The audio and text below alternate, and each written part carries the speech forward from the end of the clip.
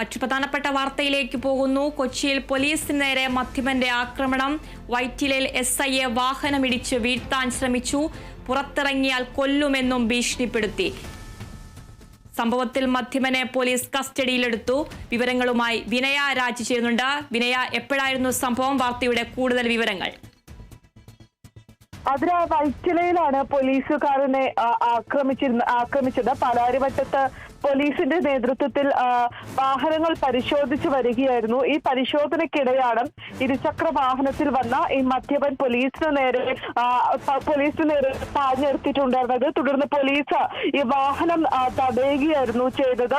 ഈ വാഹനം തടഞ്ഞതോടെയാണ് ഈ പോലീസിന് നേരെ മദ്യപന്റെ ഒരു ആക്രമണം ഉണ്ടായത്. കൂടാതെ തന്നെ തുടർന്ന് ഇയാളെ കസ്റ്റഡിയിലെടുത്ത് കൊണ്ടുപോവുകയും മറ്റും ചെയ്തിരുന്നു.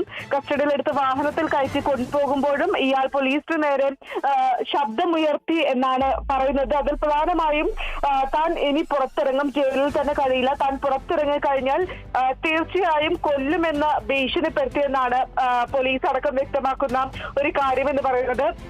SIന്റെ നേതൃത്വത്തിലായിരുന്നു ഈ പരിശോധന നടത്തിയിട്ടുണ്ടായിരുന്നത്. SIയാണ് വാഹനമിടിച്ച് വീഴ്ത്താനടക്കം തന്നെ ശ്രമിച്ചിട്ടുണ്ടായിരുന്നത്. തുടർന്ന് ഇപ്പോൾ നിലവിൽ കസ്റ്റഡിയിലുള്ള ഇയാളെ പോലീസ് സ്റ്റേഷനിലേക്ക് കൊണ്ടുപോയിട്ടുണ്ട്. ഇനി മറ്റു ചോദ്യം ചെയ്യലുകൾ മറ്റും ഉണ്ടാകുമെന്നാണ് മനസ്സിലാക്കുന്നത്. ശരി വിനയ, കൊച്ചിയിൽ പോലീസിന് നേരെ മദ്യപന്റെ ആക്രമണം. വൈറ്റിലയിൽ SIയെ വാഹനമിടിച്ചു വീഴ്ത്താൻ ശ്രമിച്ചു. പുറത്തിറങ്ങിയാൽ കൊല്ലുമെന്നും ഭീഷണിപ്പെടുത്തി. സംഭവത്തിൽ മദ്യപനെ പോലീസ് കസ്റ്റഡിയിലെടുത്തു.